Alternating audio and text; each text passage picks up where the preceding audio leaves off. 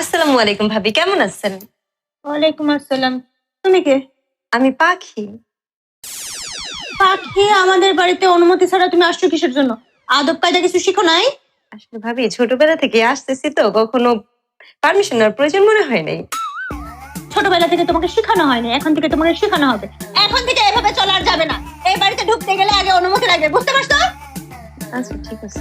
তো বলো, আসছো কেন এখানে? আপনারা দেখতে আসছি ভাবি।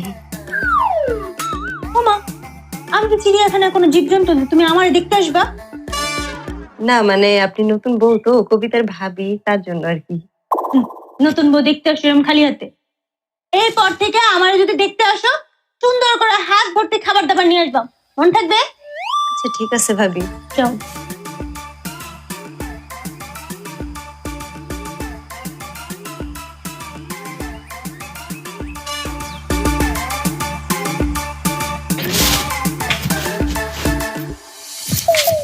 ভাই আপনি অনেক ভালো একখান বউ পাইছেন, আপনার জীবনটা অনেক ধন্য পাবেন না?